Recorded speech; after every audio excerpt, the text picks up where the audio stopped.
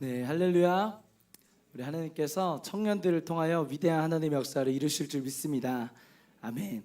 네, 시간 우리 함께 말씀 읽고 나누었으면 좋겠습니다. 우리 사무엘상 24장 1절에서 7절까지 말씀입니다. 사무엘상 24장 1절에서 7절까지 말씀.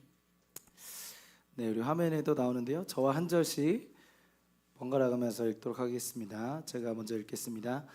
사울이 블레셋 사람을 쫓다가 돌아오매 어떤 사람이 그에게 말하여 이르되 보소서 다윗이 엔게디 광야에 있더이다 하니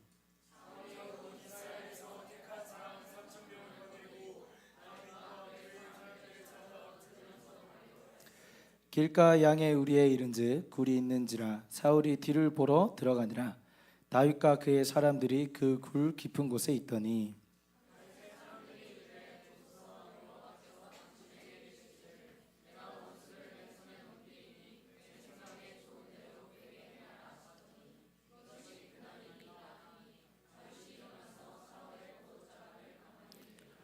그리한 후에 사울의 옷자락을 뱀으로 말미암아 다윗의 마음이 찔려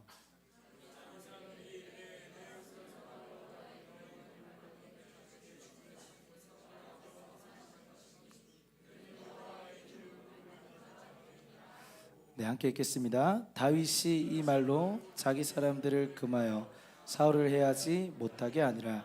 사울이 일어나 굴에서 나가 자기 길을 가니라. 아멘. 네, 우리가 너무나 잘 아는 다윗은 하나님께서 왕으로 기름 부은 자였습니다. 그런데 이제 다윗이 왕이 되기 전에 이스라엘의 초대 왕이 있었죠. 그의 이름은 사울입니다.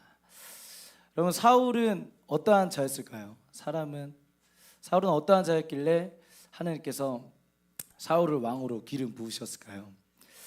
말씀을 좀 찾아보니까 사무엘상 9장 2절에 보면 사울에 대해서 소개하고 있습니다.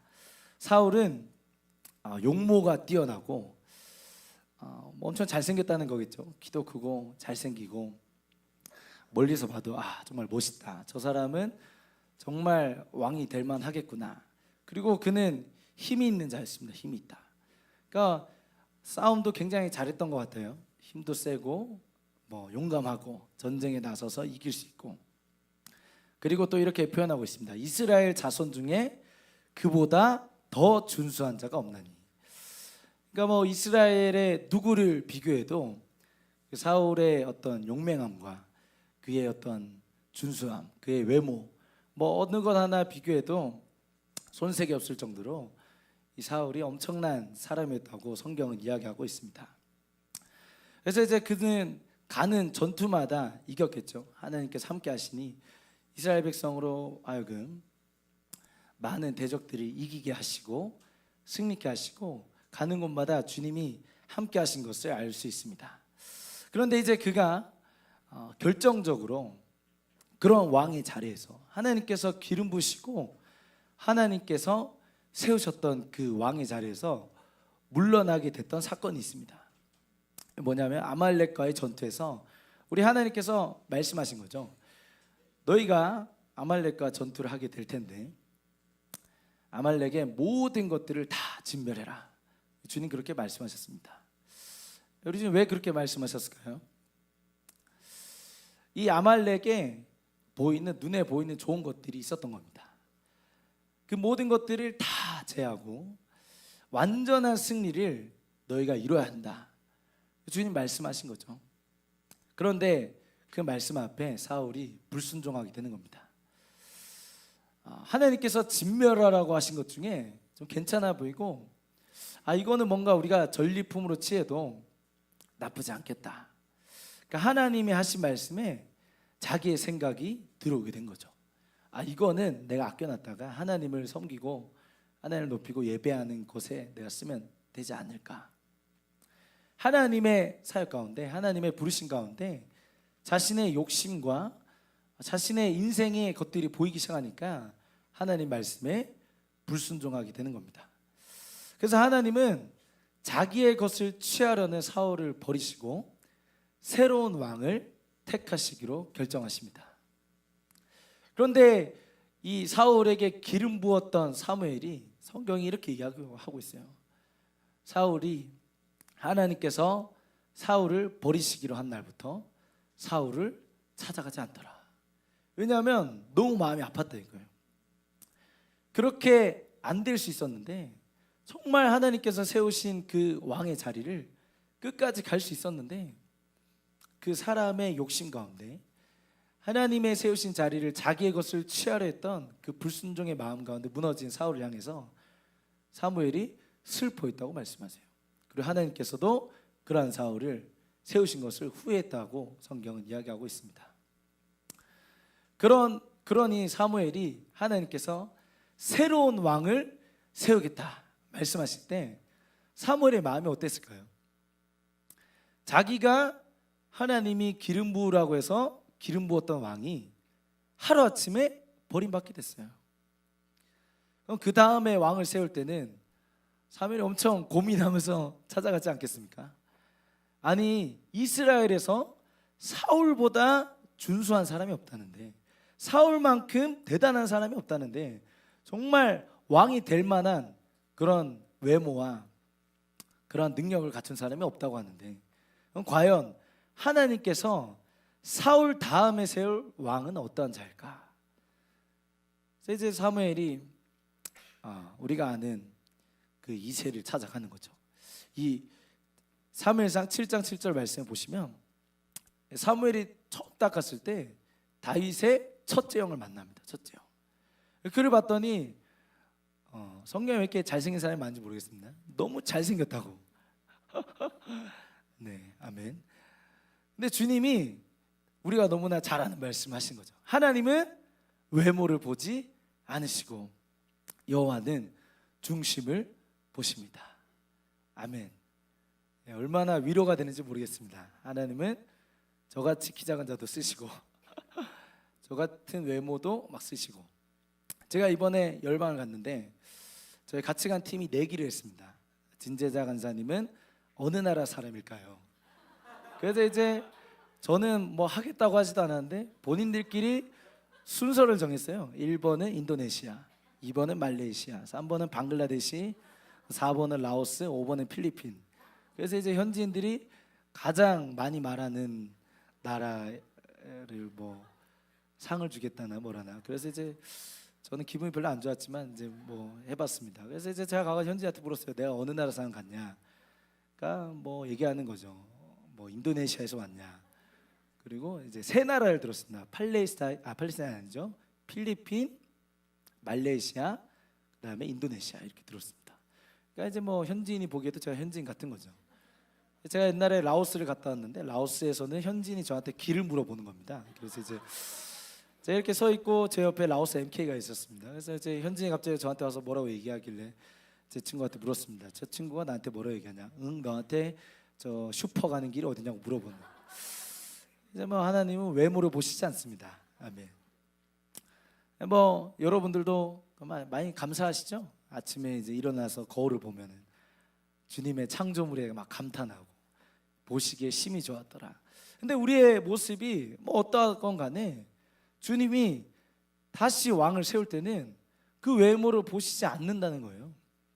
아멘. 주님은 우리의 마음을 보십니다. 여러분의 마음의 중심은 어떻습니까? 여러분의 마음의 중심은 주님을 향하고 계십니까? 여러분의 마음은 과연 100% 주님만을 향하고 계십니까? 아멘. 네, 우리 총선 친구 아멘 했어요. 아멘. 주님이 우리의 마음을 보신다는 거예요. 그런데 왜 그렇게 우리는 우리의 외모를 가지고 우리의 마음까지도 판단하는지 모르겠습니다.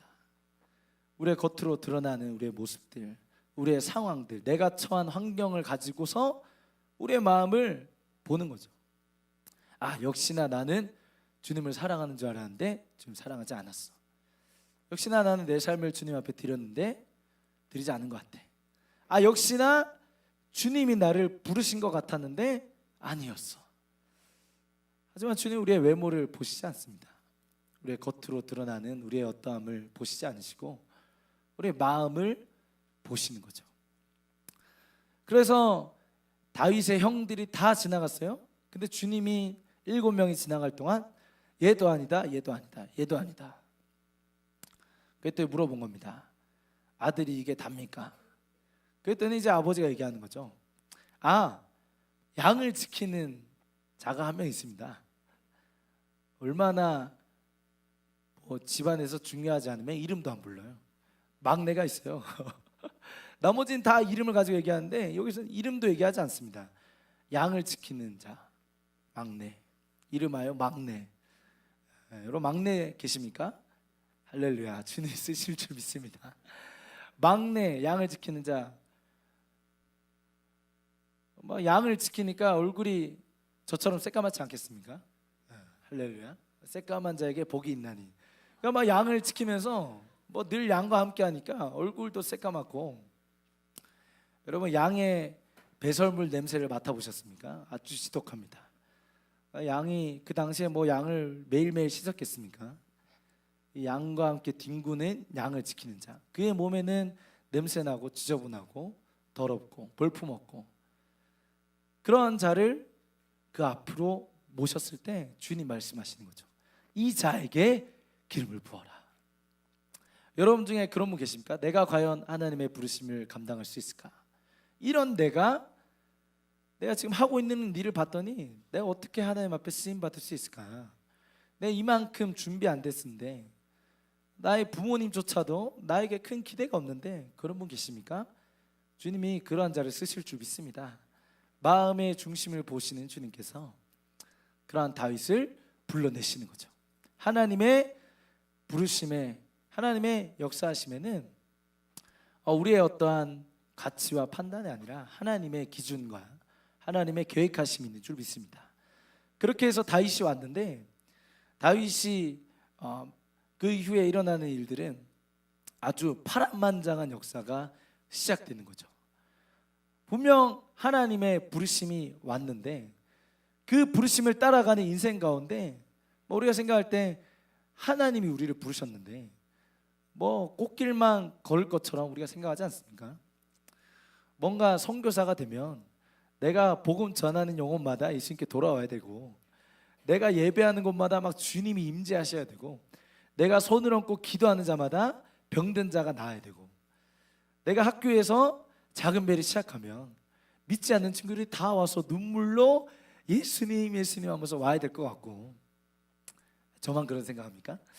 저는 학교에서 예배하는데 너무 신기한 경험을 되게 많이 했습니다. 학교에서 예배하는데 밖에서 누가 문을 두드리면서 얘기하는 거죠. 나무아비타불 간세보살. 예배하면 모두가 기뻐할 줄 알았는데 오히려 싫어하고. 그래서 밖에 나가서 노방 찬양했습니다. 매점 앞에서 노방 찬양하면 뭘 던져요. 100원, 500원.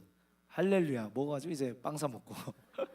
그러니까 제가 돈을 받으려고 하는 것처럼, 거지처럼 이렇게 하고. 그러니까 뭔가 주님을 위해서 가는 우리 길 가운데 제가 웃으면서 얘기했지만 고난과 어려움이 있는 거죠. 다윗이 그렇게 기름 부음 받았습니다. 그 다음에 한 일이 뭐냐? 다윗에게 악령이 들어가요. 하나님이 다윗을 버렸잖아요. 다윗에게, 사울에게, 할렐루야. 사울에게 악령이 들어갑니다. 하나님이 사울을 버리셨어요. 그래서 다윗이 기타를 연주 짜라랑 하는 거죠. 연주를 짜라랑 했더니 악령이 떠나가.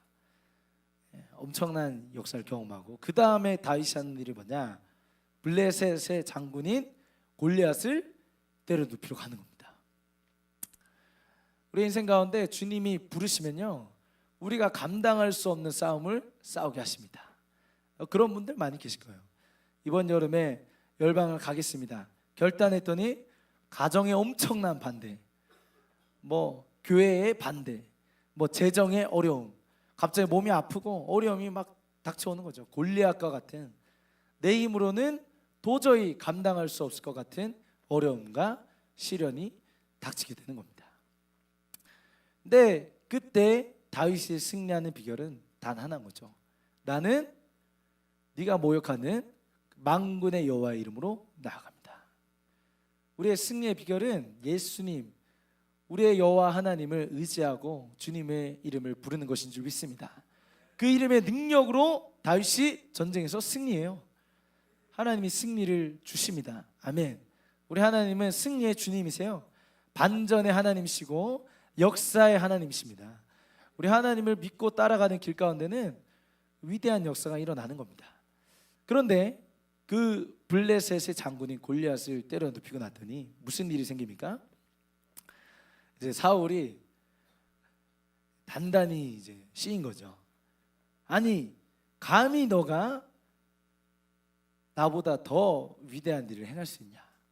감히 너가 나도 못한 일을 너가 할 수 있냐? 그런데 그런 마음을 품고 있는 사울에 사람들이 옆에서 막 부추기기 시작한 거죠. 사울이 죽인 자는 천천히고 다윗이 죽인 자는 만만이로다.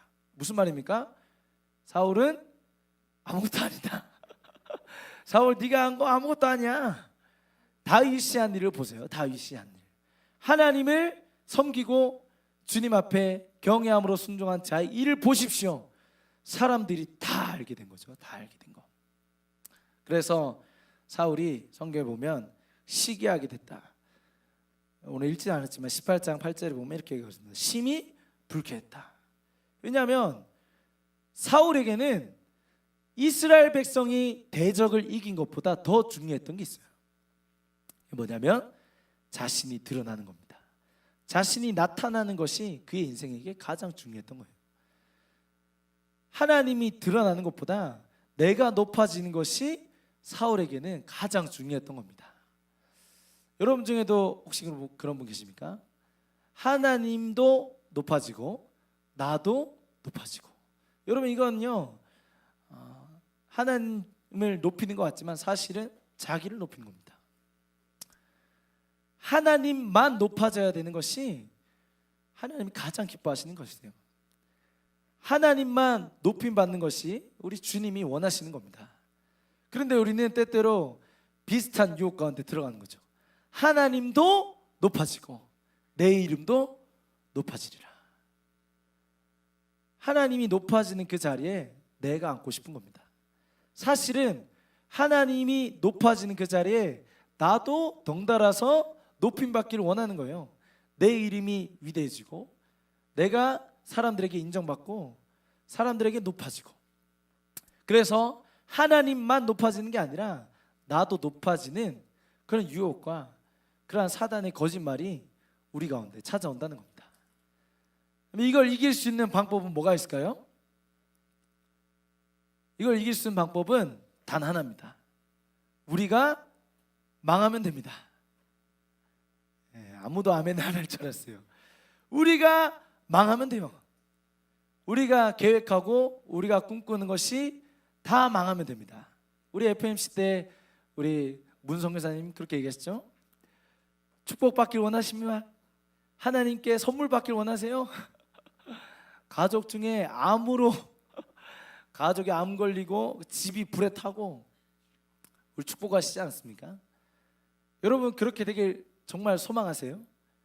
우리의 인생이 망해야 한다니까요. 우리의 인생이 조금 살아서도 안 되고 완전히 망해야 됩니다. 그래야지 우리 안에 하나님만 높아지는 것이 우리의 소망이 될 수 있어요. 우리에게 더 이상 살아날 것이 없고 더 이상 높아질 것이 없는 상태가 돼야지 하나님만 높아지는 그 고백이 우리 안에 나온다니까요. 그러면 사울을 세운 하나님도 사무엘도 심히 슬펐다고 얘기하고 있어요. 왜 슬펐을까요? 그의 마음 안에 하나님만 높아지는 것이 아니라 나도 높아지고 하나님과 함께 높아지고. 여러분, 우리가 높아질 수 있는 방법은 단 하나입니다. 하나님이 우리를 높이셔야 돼요. 하나님이 우리를 높이실 때 우리가 높아지는 겁니다. 그렇지 않으면 우리는 망하기를 소망해야 돼요. 왜? 우리는 없고 예수만 살고 우리는 죽고 예수만 높아지고 우리의 모든 삶이 주님이 높아지는 것을 위하여 드려지기 원합니다. 그래서 주님이 사울을 보시며 다윗을 보시지 않았겠습니까? 그래서 주님이 다윗을 낮추시기로 작정하신 거죠. 주님은 다윗을 높이시기도 하지만 낮추시기도 하세요. 그래서 주님은 다윗을 어디로 인도하십니까? 광야로 인도해 가시는 겁니다. 그래서 오늘 말씀에 이 다윗이 사울에게 쫓겨서 광야로 가는 이 삶이 나옵니다. 뭐 정확한 숫자는 우리가 정확한 연도의 숫자는 알 수 없지만 다윗이 광야에 머물렀던 시간은 5년에서 6년으로 이렇게 보고 있습니다. 왜냐하면 이 다윗이 썼던 시편 중에 정말 많은 부분이 이 광야에서 쓰여졌다고 보여지는데 그 시편이 쓰여졌던 배경과 이 상황들을 봤을 때 한 5, 6년을 광야에서 보내지 않았을까. 광야를 가시지 않은 분들은 5, 6년을 가야 되는 겁니다. 광야 안에 계신 분들 5, 6년은 최소한 5, 6년은 우리가 광야 생활을 갈 수도 있는 거죠. 다윗이 그렇게 했던 것처럼.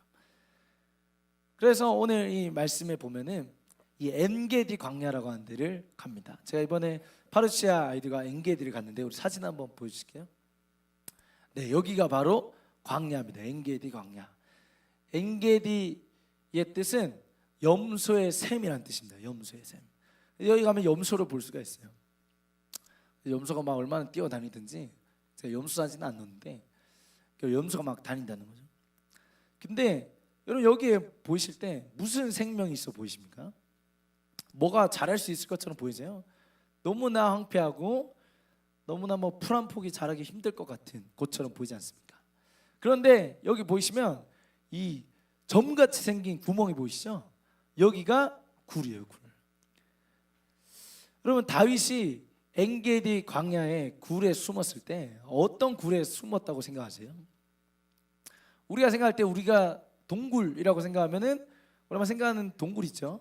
엄청나게 큰 구멍에 가운데 모닥불을 피울 수 있고 그리고 뭐 야호 이러면서 저기서도 야호 이러면 엄청 울리고 막 웅장할 것 같고 뭐 책에서 보는 뭐 구석기 신석기 뭐 그런 동굴 같아 보이지 않습니까? 저런데 동굴을 들어가려면 기어 들어가야 됩니다. 기어서.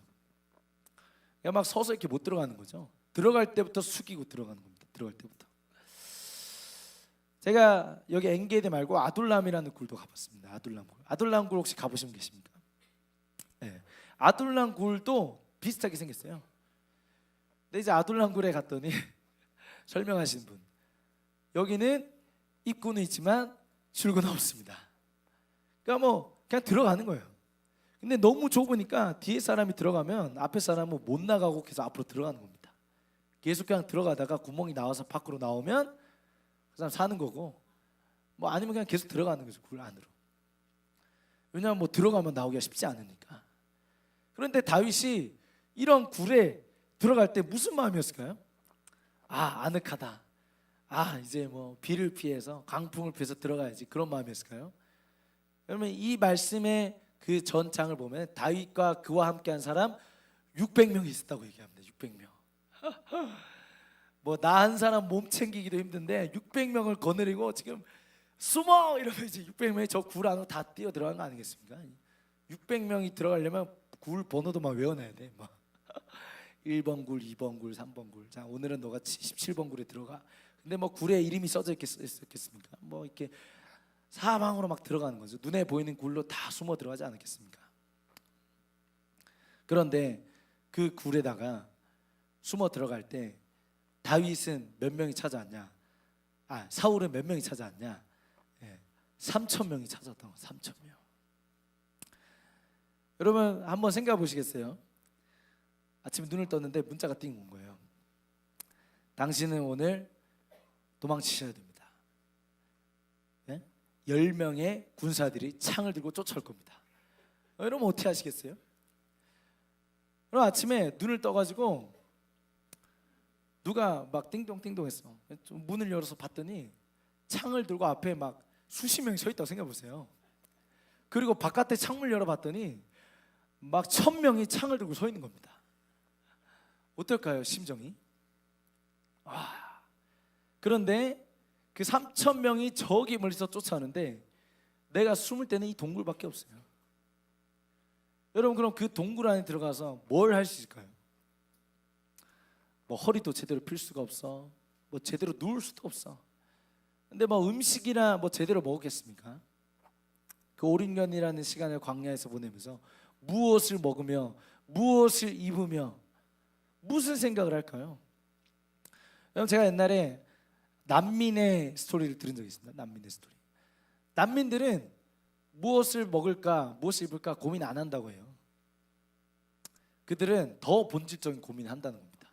아침에 눈을 뜨면 오늘도 눈이 떠졌네, 이렇게 생각한다는 거예요. 어떻게 살아야 되지? 오늘도 눈이 떠졌구나, 오늘 내가 죽지 않았구나, 그 생각을 한다는 겁니다. 그러니 다윗과 600명이 어떤 생각을 했을까요? 인생의 모든 것이 다 가로막히고 하루아침에 모든 것을 다 잃었어요.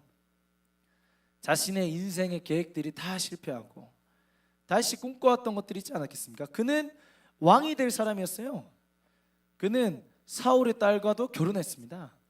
모든 수순을 다 밟고 있었죠. 세상 사람들의 인정을 다 받고, 그런데 하루아침에 모든 것이 망해져 버린 거예요.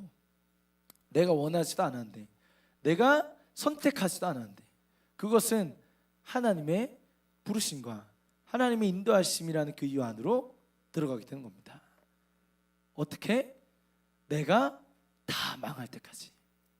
그래서 내 마음 가운데 조금이라도 내가 살고 싶은 마음, 조금이라도 내가 드러나고 싶은 마음 다 사라져버리고, 내 인생은 다 망해져버리고, 내 마음 가운데는 오직 예수님만, 오직 주님만, 그 고백이 나올 때까지 그 인생의 가로막힌 가운데 다윗이 있었다는 거예요. 사진 넘겨주시면,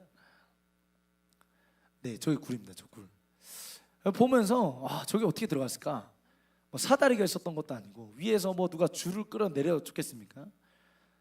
근데 살기 위해서는 어쩔 수 없는 거예요. 살기 위해서 어쩔 수 없이 저 가운데 들어가서 산다는 겁니다. 넘겨주시면, 그런데 그런 이 사막 가운데 저런 샘이 있어요. 엄청 신기하죠? 네? 저만 신기한가요? 이게 보면 되게 신기합니다. 가서 실제로 보면요, 막 그냥 완전 사막이에요. 사막. 막 풀 한 폭이 하나 없고 물이라고는 전혀 찾아볼 수 없는. 여러분, 제가 이제 여기를 다니고 돌아와서 알게 된 게 뭐냐면, 이 날씨에 이런 데를 돌아다니는 사람이 없다 그럽니다. 근데 저희 이제 간 거예요, 이 날씨. 어디가? 엔게디 거기 왜 가? 뭐 이런 반응인 거죠. 갔는데 막 이런, 갑자기 이제 물이 이렇게 터져 나오는 거죠. 압력 차이에서 이렇게 물이 터져 나오는데, 여기가 첫 번째 폭포입니다. 첫 번째 폭포. 위로 가면 더 많은 폭포가 있는데 비가 많이 와가지고 무너져서 올라가는 길 다 막아놨어요. 그래서 이제 청소년들이 막 신나가지고 저 물에 막 들어가고 수영하고 막 그랬는데, 그러니까 이제 그 600명이나 되는 사람들이 어쨌든 살아야 되니까 저 물이 있는 곳으로 간 거예요. 사막의 오아시스라고 불리는 저 엔게디 샘으로 간 겁니다. 여러분, 광야 같은 곳에서도 오아시스 같은 일을 행하시는 분이 우리 주님이십니다. 완전히 죽을 것 같은 곳에서도 생명을 일으키시는 분이 우리 주님이세요. 그런데 저곳에 숨어있다는 얘기를 사울이 듣게 된 거죠. 그래서 내가 이제 저 다윗을 죽이겠다. 그래서 이제 사울이 갔는데, 사울도 사람인지라 배가 아팠던 거예요. 그래서 이제 여기 보면 뒤를 보러 들어갔다 돼 있죠. 뒤를 본다. 뒤를 보는 게 아니라 뭐 이제 큰 일을 보러 들어간 거예요. 큰 길을. 그러니 뭐 시원한 동굴 안에서 앞에서 폭포수가 떨어지면서 얼마나 시원하게 볼일을 받겠습니까? 너무나 볼일 보는데 집중한 나머지 뒤에 다윗이 숨어 있던 걸 몰랐던 거예요. 여러분이 다윗이라면 무슨 선택을 하시겠습니까? 여러분, 이번에 우리 장세대 성사님이 FMC 때 그런 말씀하셨습니다. 올해 인생길 가는 가운데 암초가 있다. 주님이 물으셨다잖아요. 그 청소년한테 암초를 치워줄까? 암초를 넘을 수 있는 수위, 물의 수위를 채워줄까? 다윗이 그 질문을 받은 거죠. 죽일래 말래. 여기서 다윗이 사울을 죽이면 어떻게 될까요? 너무 어려운 질문이죠. 다윗이 사울을 죽이면 어떻게 될까요? 다윗은 왕이 되겠죠. 왜? 자기를 미워하는 사람 사울, 자기를 죽이려 하는 사람 사울. 자기가 등에 있습니다. 저항할 수 없는 상태. 볼일을 보고 있는데 어떻게 저항하겠습니까? 볼일을 보고 있는데 한숨에 죽여버릴 수 있는. 그래서 옆에 있는 부하가 얘기하는 거죠. 하나님이 기회를 주셨습니다. 암초를 치울 수 있는 기회를 주셨어요. 당신의 인생 가운데 이제는 어려움 없을 겁니다. 이거 해결하면 다 돼요. 당신의 손으로 해결할 수 있습니다. 우리에게 그러한 유혹과 질문들이 있는 거죠. 우리의 힘으로, 우리의 노력으로, 우리의 생각으로 이렇게 하면 해결될 것 같아. 내 인생의 문제, 내 인생의 어려움, 내가 이제는 내 뜻대로 선택하면 해결될 것 같다. 그 순간이 찾아오는 거죠. 다윗도 마음이 흔들렸던 것 같습니다. 다윗이 칼을 꺼내서 그의 옷자락을 베내는 거죠. 그러고 나서는 더 죽이지 않습니다. 그러고 나서 그의 입술에 고백, 나는 절대로 죽이지 않습니다. 하나님이 기름 부으신 자를 죽이지 않습니다. 기회가 있었는데도 하지 않아요. 왜? 다윗은 알았거든요. 지금 내가 광야에 있는 이유를, 지금 내가 광야 가운데 들어가는 이유, 나는 망해야 된다. 하나님이 하실 때까지, 하나님이 나를 높이실 때까지 주님 나는 엎드려지겠습니다. 내 뜻은 다 무너지고 하나님의 뜻이 서야겠습니다. 사울은 그렇지 않았어요. 죽일 수 있는 기회만 되면 죽였습니다. 창을 던지고 죽이러 쫓아가고 수천의 군대를 데리고 와서 죽이려고 했지만 다윗은 그 선택을 하지 않은 거죠. 하나님의 주권, 하나님의 부르심, 하나님이 하나님 때에 하실 것을 믿었던 겁니다. 다윗이 그렇게 할 수 있었던 이유가 무엇일까요? 다윗이 그 고백을 어떻게 주님 앞에 드릴 수 있었을까요? 그것은 바로 다윗이 광야에서 주님을 만났기 때문입니다. 다윗은 광야에서 주님을 만났어요. 주님, 내가 어떻게 해야겠습니까? 하나님의 부르심은 과연 어디에 있습니까? 하나님, 과연 나의 인생 가운데 무엇을 원하십니까?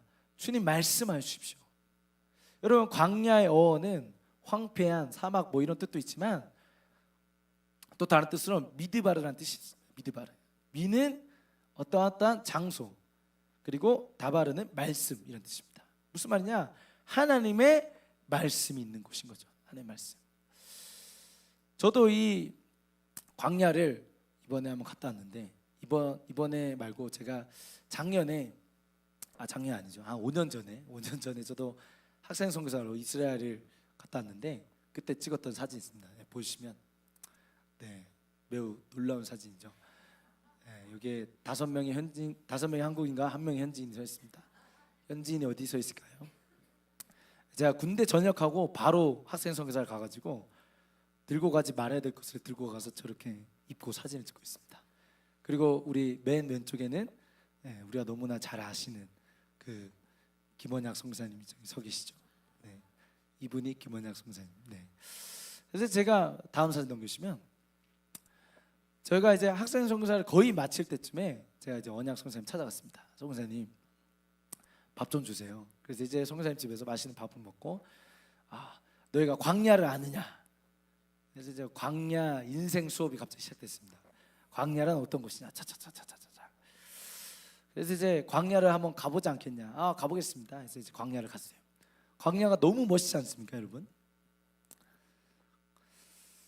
광야에 가면은 없는 것들이 너무나 많습니다. 있는 걸 찾는 게 더 쉬울 정도로. 뭐 저기에 가면 무슨 슈퍼가 있겠습니까? 무슨 뭐 호텔이 있겠습니까? 뭐 물 마실 데가 있을까요? 아무것도 없는 거죠. 아무것도 없는 거. 저기 앉아 있는 게 전데, 저기서 제가 인생을 알게 들어가요. 인생.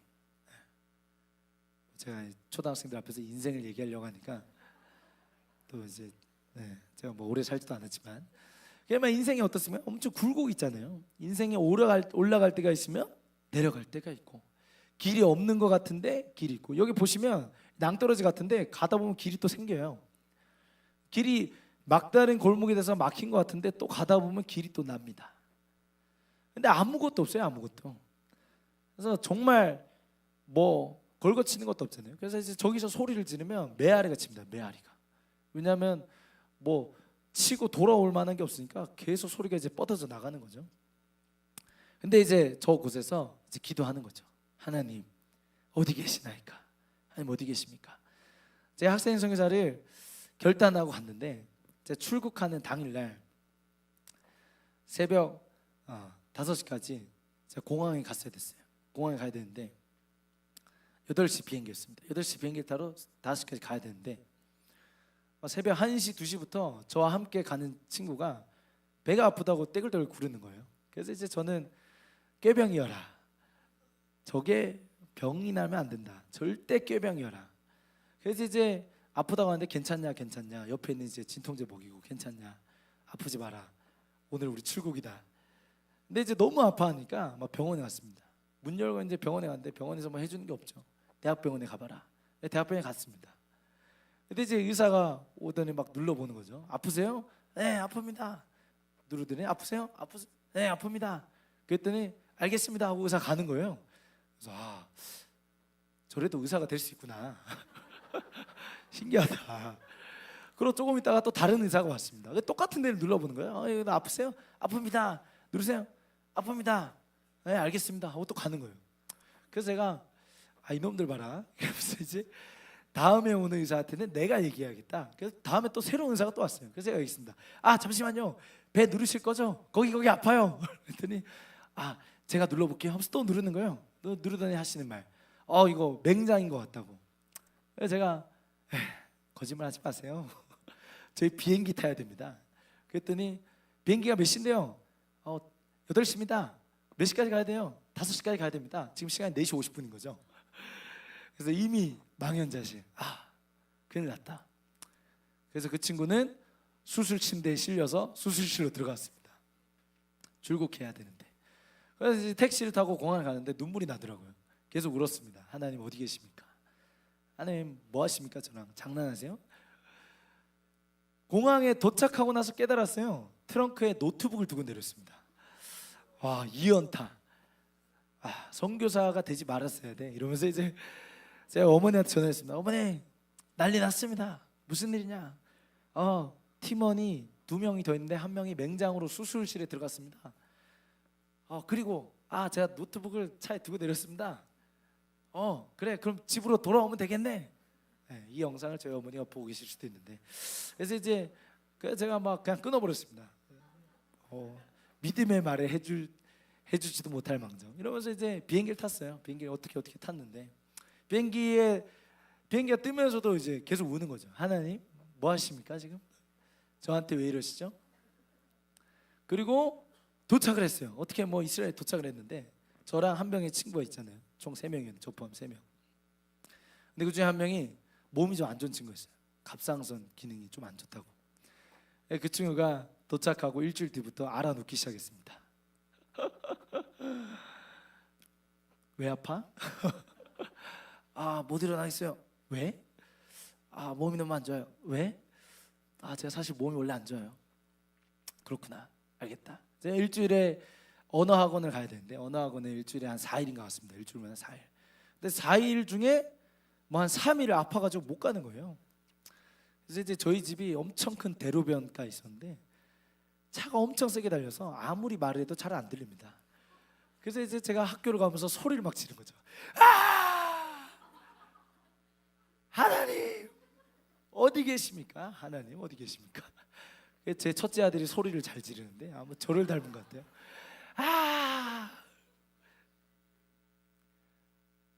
다윗의 마음이 이해가 되더라고요. 주님 나만 남았나이다. 제가 이제 한국에다 연락했습니다. 제가 지금 이런 상황이 너무 힘듭니다. 그분이 하신 말, 너는 예배자니까 계속 예배를 드려. 그렇군요. 예배를 드렸습니다. 예배가 아니라 거의 시위인 거죠. 응답해라 이러면서 이제 하나님 어디 계십니까? 그러다가 결국에 이제 맹장 수술한 친구가 왔어요. 우여곡절 그때 왔습니다. 왔더니 그 아픈 친구는 한국에 돌아갔어요. 너무 아파가지고. 어디 계십니까 하나님? 그러고 막 사역을 하는데 그 친구가 3개월 있다가 왔잖아요. 제가 언어를 하면은 걔는 언어를 못 하겠죠. 그래서 이제 저는 현지인 만나면 말하바 아나민 꾸리야. 한국에서 왔어요. 이렇게 얘기하고 있는데 옆에 친구는 방금 뭐라 그랬어? 제가 뭐래? 어제 막 통역하고. 그래서 막 현지 교회에서도 예배 인도하고 막 예배 인도를 막 했는데 같이 다녀야 되니까 뭐 있지만 계속 같이 따라다니는 거죠. 이 친구가 자기는 언어도 못하고 친구도 못 사귀고 있는데 이 친구는 막 예배 인도하니까 뭐 저한테 그런 겁니다. 내가 형의 이거냐? 제가 차마 이게 유튜브라 얘기할 수 없지만 제가 당신의 졸병입니까? 뭐 이런 말을 했어요. 그래서 이제 정말 쉽지 않다. 내 인생이 왜 이럴까? 그러면 저런 포즈가 나올 수 있습니다. 주여, 정말 광야와 같은 인생. 제가 웃으면서 얘기하지만 너무 슬펐습니다. 너무 슬프고 정말 이 땅에 하나님 부르심 받아서 사역하러 왔는데 하나님 저한테 왜 이러십니까? 하나님이 우리의 인생을 광야 가운데로 인도하실 때가 있다는 거예요. 근데 여기서 중요한 건 이해가 되지 않아요. 사실 설명해줘도 이해하고 싶지 않습니다. 이해가 안 되고 동의되지 않고. 그런데 하나님이 그 과정을 통해서 우리를 낮추시길 원하시는 거예요. 왜냐하면 우리를 높이시기 원해서. 주님이 우리를 낮추시는 이유는 단 하나입니다. 우리를 높이시기 위해서. 우리가 스스로 높아지는 게 아니라 하나님이 높이게 하고 싶으신 거예요. 하나님 진짜 우리를 쓰시고 싶으신 겁니다. 다 망하고 다 없어지고 내가 할 수 있는 거 다 실패해도 하나님만 있으면 된다 하는 그 고백이 나올 때까지 주님이 원하시는 거죠. 그래서 이 광야 가운데 다윗이 하는 고백이 있습니다. 시편 57편 5절에서 11절 말씀. 시편 57편 말씀 띄워주시면 5절에서 11절 저와 한 절씩 번갈아가며 읽겠습니다. 하나님이여 주는 하늘 위에 높이 들리시며 주의 영광이 온 세계 위에 높아지기를 원하나이다.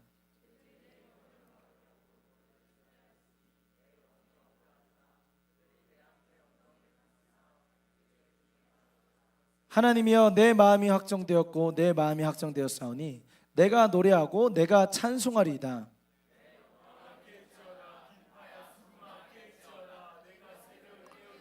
주여 내가 만민 중에서 주께 감사하며 문나라 중에서 주를 찬송하리이다.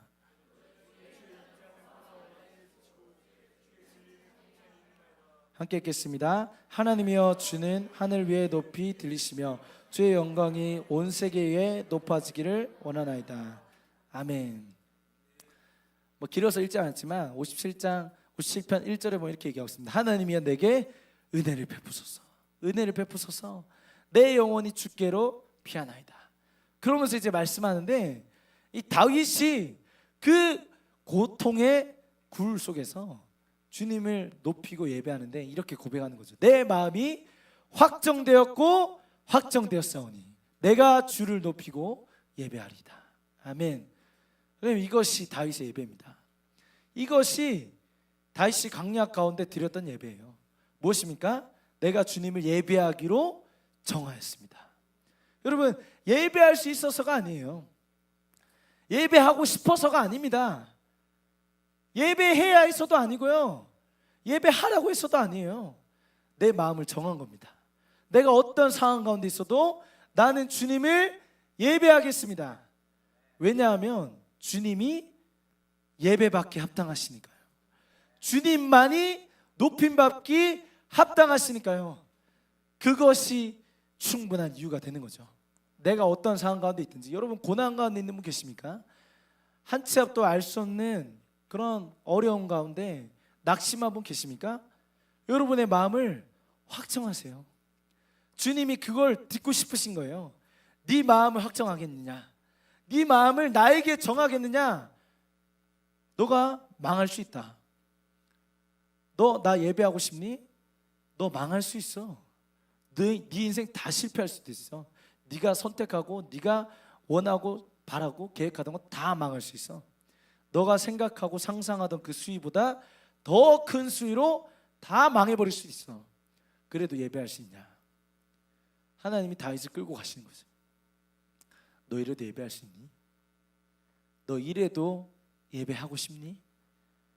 예 주님, 저는 주님을 예배하기로 정합니다. 저는 주님을 섬기기로 결정합니다. 그리 아니하실지라도. 우리 다니엘이 고백하지 않습니까? 다니엘과 제 친구, 그리 아니하실지라도. 그리고 우리 예수님도 그렇게 고백하셨죠. 예수님께서도 고난과 어려운 가운데 뭐라고 고백하십니까? 주여 내 뜻대로 마옵시고 아버지의 뜻대로 하시옵소서. 할 수만 있다면 이 잔을 옮기시지만 하나님 내 뜻대로 마시고 아버지의 뜻대로 하십시오. 하나님 내가 다 망하고 다 무너지고 다 없어져도 괜찮습니다. 나의 뜻은 주님만 높아지는 것입니다. 나의 삶을 통하여서 우리 세대 가운데 이 땅 가운데 저 열방 가운데 하나님의 이름만 높임 받을 수만 있다면 주님 그것에 내 인생 전부를 걸어도 아깝지 않습니다. 예수님 나는 하나님의 영광을 위하여 다 드려지겠습니다. 내 생명도 다 드리겠습니다. 아버지의 뜻대로 하시옵소서. 예수님 고난 가운데 피하지 않으셨어요. 광야의 길을 돌아서 자기 가고 싶은 길 가지 않으셨습니다. 하나님의 아버지의 길을 가셨습니다. 그래서 오늘 우리가 CM 2기를 파송하는데 다 저처럼 되시길 축복해요. 고난받기를 기뻐하십시오. 나는 없어지고 주님만 영광 받으십시오.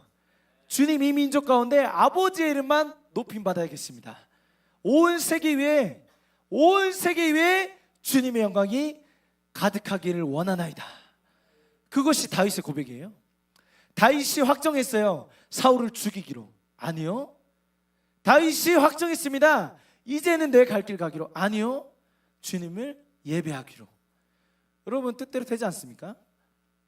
마음을 정하실 때가 된 거죠. 주님만을 예배하기로 정하신 때가 된 겁니다. 여러분 우리 예수님이 그렇게 하신 것처럼 우리도 주님과 함께 고난의 길, 광야의 길을 함께 가길 원합니다. 여러분 광야에서 사는 나무가 있는데 사진 하나 보여주시면 이 나무 어떤 나무일까요? 글자가 작아서 안 보이는데 뭐라 적혀있냐면 크라이스트 스론 솔은 뭐죠? 주주비. 제가 영어를 잘 못합니다. 뭐냐면 그리스도의 가시라는 뜻이 그리스도의 가시. 다음 사진 넘겨주시면 예수님이 쓰셨던 가시 면류관을 뭘로 만드냐? 이 나무로 만든다는 거예요. 그래서 제가 가시를 또 만져봤다는 거 아닙니까? 가시를 만졌을 때 어땠을까요? 기분이? 뭐 아팠겠지 뭐 이런 표정을 보시는데 별로 안 아팠습니다. 이 정도 자랐을 때는 별로 아프지 않아요. 여러분 저 가시가 날카로워 보이지만 되게 연한 순 같습니다. 되게 연해요. 그런데 이게 이제 자라서 나중에 예수님이 가시 면류관 쓰실 때는 이게 엄청 막 이만한 크기가 돼가지고 완전 단단하게 굳어져서 그 가시 면류관을 만들게 되는 거죠. 여러분 저 나무가 광야에 가시면 흔하게 볼 수 있는 나무입니다. 저 나무가 이제 잘 구부러져가지고 휠 수 있으니까 가시 면류관을 이걸로 만든다고 합니다. 그런데 저 광야에 가보시면요, 왜 이토록 연한 가시가 어떻게 그런 가시 면류관이 되는지 알 수 있어요. 왜냐하면요, 저 광야에 가시면 이 엄청나게 뜨거운 햇빛, 엄청나게 뜨거운 모래바람, 정말 황폐하고 아무것도 없는 그런 정말 죽음이 가득한 것만 같은 그곳에 있으면 그곳에 살아남으려면 저렇게 될 수밖에 없겠구나. 이 광야의 모든 독을 품고 자라난 것처럼 저 가시나무가 날카로워지는 거죠. 여러분 광야 같은 곳에서 저 가시나무가 자랍니다. 그리고 그 가시나무가 예수님의 면류관이 돼요. 무슨 뜻일까요? 여러분 우리의 인생은요, 주님이 우리의 연약함과 우리의 아픔을 다 알고 계십니다. 왜냐고요? 주님이 저 광야에서 자란 가시나무로 관을 쓰셨거든요. 저 가시가 날카롭게 예수님의 머리를 파고들 때, 그래서 예수님의 머리에 피가 나고 예수님이 고통을 느끼시는 그때, 우리의 인생의 광야 가운데서 우리가 느끼는 상처, 우리가 느끼는 고통, 우리가 느끼는 고난과 아픔과 어려움들을 예수님이 십자가에서 다 느끼시는 거죠. 광야에서 주님도 우리의 고통을 다 느끼시는 겁니다. 우리의 아픔을 외면치 않으세요. 우리의 인생에 길이 없는 것 같은 그때 주님이 함께 하신 겁니다. 우리의 앞을 더 이상 갈 수 없다라고 생각했을 그때 주님이 우리 옆에 계신 거예요. 그리고 그 고통과 그 죄를 인하여서 십자가를 지신 겁니다. 그리고 그것이 십자가의 완전한 제사로 주님 앞에 드려지게 된 거죠. 우리의 모든 죄와 우리의 모든 상처와 우리의 모든 고난과 고통을 다 짊어지시고 주님이 십자가를 지신 겁니다. 우리가 당해야 할 그 고통을, 우리가 저 찔려야 했을 저 가시에게 예수님 찔리신 겁니다. 그래서 우리를 살리시기 원하신 거죠. 그래서 우리를 높이시기를 원하신 거죠. 그래서 우리가 주님 앞에 고백하는 겁니다. 주님, 저는 죽어지기 원합니다. 하나님, 저는 이 세상에서 없어져야겠습니다. 그러나 주님의 영광은 온 세계에 드러나 주십시오. 우리가 그 고백으로 주님 앞에 나아갈 때 주님께서 우리를 높이실 겁니다. 주님께서 우리를 살리실 거예요. 주님께서 우리를 영원한 영광 가운데로 인도하실 겁니다. 여러분 소망하십니까? 여러분 그 일을 기대하세요? 망하시기 바랍니다. 주님, 나의 계획과 뜻은 다 실패해도 좋습니다. 하나님만 선하시고 하나님만 완전하시고 하나님만 위대하십니다. 주님의 그 뜻을 이루어 주십시오. 아멘. 우리 말씀 한 구절만 더 읽고 기도하고 마쳤으면 좋겠는데, 우리 이사야서 43장 19절의 말씀입니다. 이사야서 43장 19절의 말씀. 네.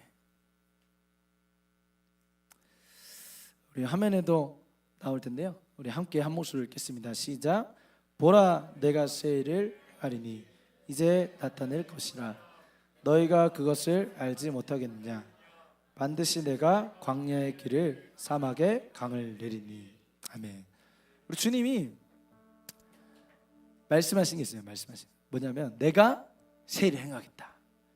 근데 새 일을 행할 건데 내가 어떤 일을 행할 건지 잘 봐라. 광야의 길을, 사막에 강을 내겠다. 우리 아까 봤던 사진 한번 더 보시면, 그 6명 서 있는 사진 한번 보시면, 말고요. 네, 이 사진. 여기 보시면 이 길이 있는데, 길, 광야의 길이 나 있죠. 길. 여러분 광야의 길을 쭉 따라가면요, 어디가 나오냐? 예루살렘이 나옵니다. 그리고 그 길 또 따라가면 여리고가 나와요. 무슨 말이냐? 광야에서 길을 다 잃어버린 것 같아도 저 길을 따라서 가면요, 성이 나와요. 도시가 나와. 살 수 있는 거죠. 다 무너지고 다 망한 것 같아도 광야의 길을 따라가면 살아요. 사막의 강을 만나면 살 수 있듯이. 그런데 광야와 사막에 저 일이 일어나려면 반드시 돼야 되는 게 뭐냐면 비가 내려야 됩니다. 비가. 이스라엘의 비는 딱 2번 내리는데, 2번이 아니라 2번의 때에 따라서 내리는데, 하나는 이른 비고 하나는 늦은 비입니다. 많이 들어보셨죠? 이른 비가 뭡니까? 이스라엘의 이 농사를 시작할 그때 비가 내려요. 이제 땅을 만지시고 이제 씨를 뿌려라. 그리고 늦은 비가 내립니다. 늦은 비는 추수하기 전에 내려요. 이 뿌렸던 씨앗들이 잘 자라고 완전히 열매 맺을 때 늦은 비를 탁 내려주세요. 여러분 이른 비만 있으면 될까요? 늦은 비만 있으면 될까요? 되지 않습니다. 그 2개가 딱 그 시기에, 가을과 겨울에 내리지 않으면 농사를 지을 수 없는 거죠. 그러니까 이스라엘은 주님의 그 은혜의 때를 늘 기다리는 겁니다. 여러분 비가 내리려면요, 하늘에서 내리잖아요. 뭘 상징합니까? 하늘로부터 오는 은혜를 상징하세요. 제가 여기 가가지고 이 말씀을 가지고 기도했습니다. 하나님, 제가 1년을 헌신해서 사역했는데 주님, 뭔가 제가 잘한 것 같지도 않고 시작부터 저는 뭔가 다 실패한 것 같습니다. 하나님, 그러나 저는 이 말씀을 믿습니다. 새 일을 행하여 주시고 놀라운 부흥을 시작하여 주십시오. 제가 이스라엘 북부의 나도시에서 사역을 했는데, 제가 사역했던 그때 그 도시를 섬기셨던 한 현지 목사님이 제가 작년에 이스라엘 갔을 때 만났어요. 목사님 얘기하시기를 제가 있었던 그때를 전후로 교회가 엄청 부흥했다고 이야기하시더라고요. 그래서 이제 교회를 확장하려고 했다. 근데 코로나가 겹치면서 교회가 문을 닫을 수밖에 없었고 많은 어려운 가운데 있다. 그런데 최근부터 청년들을 리더로 세우기 시작했습니다. 우리 교회를 위해서 기도해 주십시오. 청년들이 막 20명 모였대요. 모여가지고 말씀을 읽고 기도하면서 어떻게 하면 우리 교회를 살릴 수 있을까? 어떻게 하면 이 땅의 교회를 깨울 수 있을까? 어떻게 하면 이스라엘 팔레스타인을 살릴 수 있을까? 그런데 그 일이 있을 때 또 팔레스타인에 있던 한 도시에서는 청년들이 자발적으로 모이기 시작했대요. 그러면서 이 나도시의 부흥을 위해서 기도했다는 겁니다. 그 기도 운동이 시작되고 있고 청년들이 선교하기 위해서 주님의 비전 가운데 헌신하고 있다는 소식을 제가 작년에 들었습니다. 그리고 올해 또 저희가 이 아이국을 섬기면서 많은 영접자를 저희가 보지 않았습니까? 저는 그걸 보면서 하나님이 하셨구나. 하나님은 새 일을 행하시는 분이시구나. 그런데요, 여러분, 하나님이 새 일을 행하시는 그 조건이 광야라고요. 광야. 그냥 아스팔트 위에 길을 내겠다? 아니요, 내가 광야에 길을 낼 것이다. 사막에 강을 내겠다. 여러분, 이건요 사람이 할 수 없는 일입니다. 사람의 힘으로 되지 않는 거예요. 그리고 꿈꿀 수 없는 일이고 상상할 수 없는 일입니다. 하나님이 하실 수 있는 일이에요. 여러분, 하나님의 일을 하길 원하십니까? 하나님의 역사를 보길 원하세요? 우리 인생이 광야로 가길 원합니다. 사막으로 가길 원해요. 그리고 그곳에서 고백하는 거죠. 내 영혼이 확정되고 확정되었사오니 내가 주님을 높이고 예배하리이다. 내 영혼아 깰지어다 깰지어다. 내 영혼아 깰지어다. 하나님을 예배하라. 주님, 저 예배하지 않는 열방 주님을 예배하게 하십시오. 주님의 영광이 온 세계에 가득하게 하십시오. 하나님, 이것이 나의 소원입니다. 이것이 나의 기도입니다. 이것이 나의 소원입니다. 하나님, 주님의 영광으로 온 세계를 가득 채워 주십시오. 주님만이 왕 되신 것을 온 땅에 알게 하여 주십시오. 그 위대한 역사 가운데 주님 우리를 부르십니다. 우리가 그 일에 순종함으로, 예 주님, 내가 주님을 예배하겠습니다. 예 주님, 내가 주님을 섬기겠습니다. 그렇게 주님의 고난의 길을, 광야의 길을 함께 걸어가는 우리가 되었으면 좋겠습니다. 네, 우리 함께 나 주님의 길을 가리라 함께 찬양하면서 우리 주님 앞으로 나아갔으면 좋겠습니다.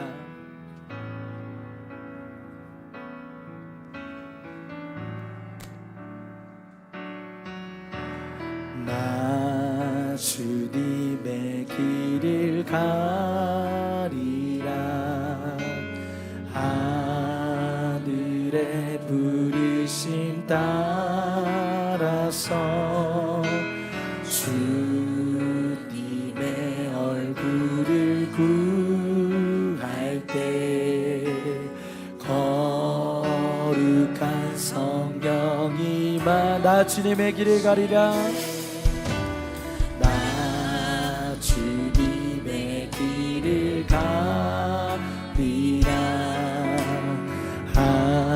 하늘의 부르심 따라서 주님의 얼굴을 구할 때 거룩한 성령이 마시네. 물과 피를 쏟듯이 하나님의 어린 양 주님 사랑합니다. 아멘. 오 주여 나를 보내소서. 주 위에 살리라. 주 따라가리라. 내 생명 다하여 주 복을 전하리. 곧 승리하리라. 그날을 노리라. 난 결코 주 위에 살리라.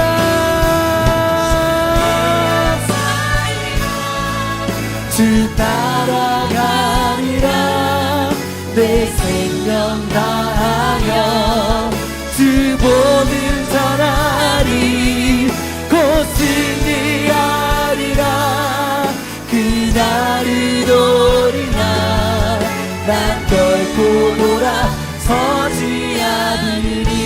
나 주님의 길을 가리라. 나 주님의 길을 가리라. 하늘에 부르심 따라서 주님의 얼굴을 구할 때 거룩한 성령이다. 시내 물과 비를 쏟으시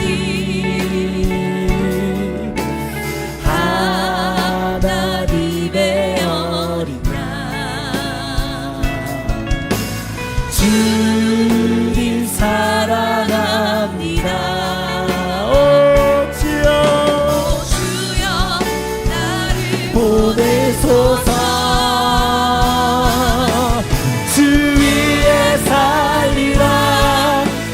따라가리라. 내 생명 다하여 주 보는 차라리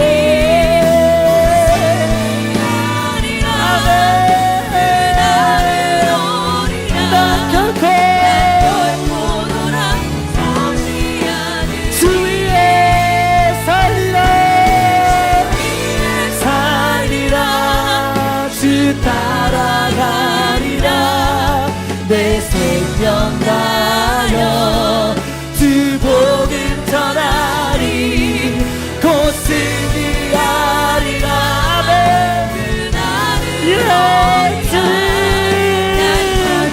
돌아서지 않으리. 물과 비를 쏟으시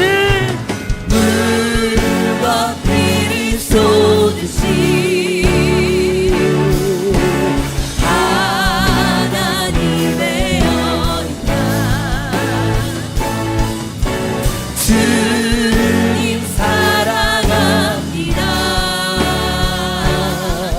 오 주여 나를 보내소서. 물과 비를 쏟으시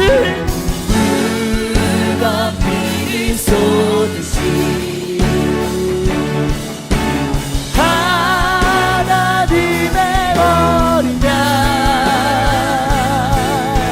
주님 사랑합니다.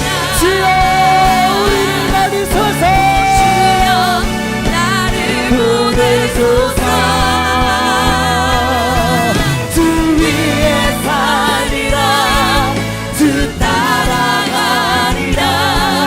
내 생명 다하여 주 복음 전하리. 그 날은 오리라.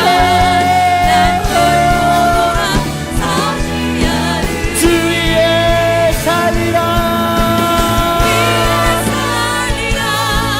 주 따라가리라. 내 생명 다하여 복음 전하리. 승리하리라. 그날을 보리라. 난 결코 돌아서지 않으리.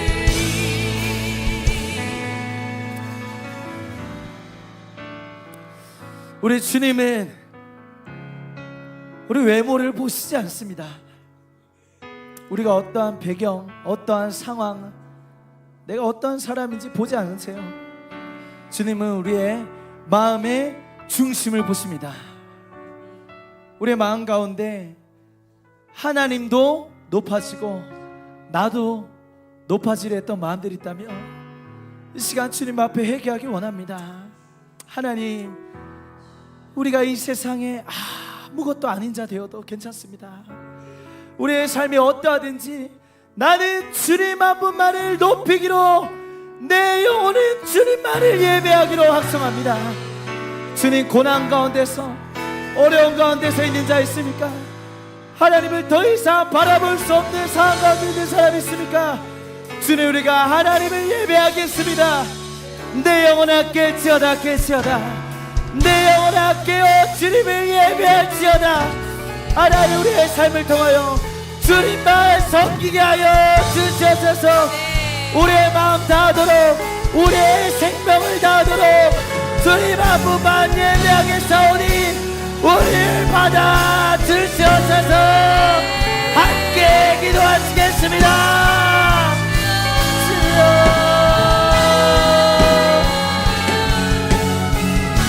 아버지여 아버지여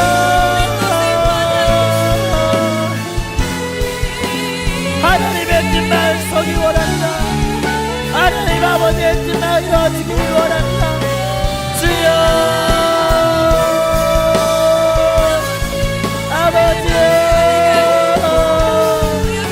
아버지여 우리를 받아주옵소서. 우리를 받아주옵소서. 아버지 하나님 주님 주님 아버지 아버지의 주십니다. 우리의 모든 것을 나눠주고 우리의 모든 것을 나옵소서. 우리의 모든 것을 다 빼시고 주님 주여 주여 내 영혼 함께지어다.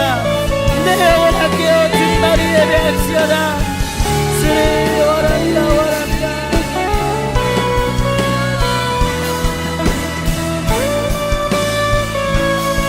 아버지 아버지 아버지 아버지를 신경하여 주시옵소서.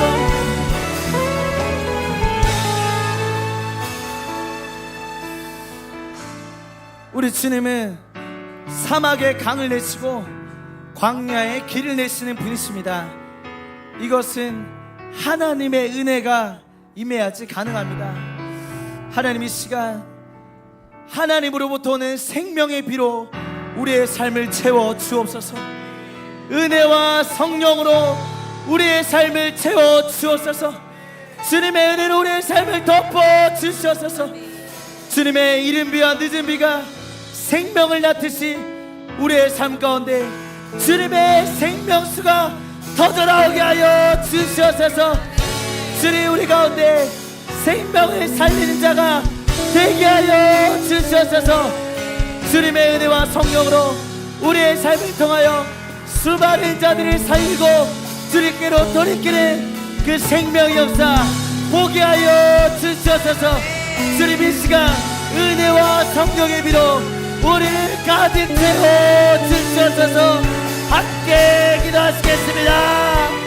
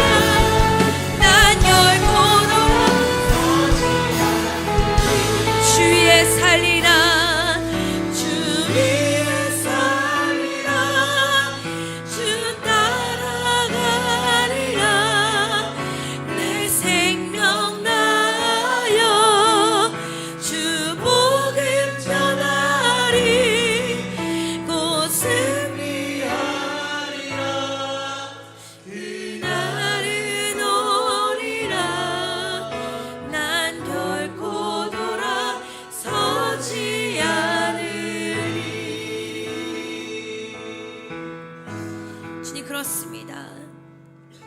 다윗이 수년을 있던 그 광야를 우리도 지금 걸어가게 된다면 우리 주님 앞에 우리의 것을 다 포기하고 내려놓고 우리 인생을 다 주 앞에 드리며 우리 주님을 예배하는 자가 되기를 원합니다. 하나님, 우리 가운데 그렇게 주님만 사랑하고 주님만 따르며 주님을 예배할 수 있는 주의 거룩한 성령이, 우리를 이끄시는 주의 거룩한 영이 우리 가운데 날마다 충만하게 넘쳐흐르게 하여 주시옵소서. 이것이 우리의 힘이요, 이것이 우리의 능력이 되는 줄 믿습니다. 우리가 이것을 붙잡고 날마다 주와 함께 그 광야의 길을 걸어갈 수 있는 자들 되게 하여 주옵소서.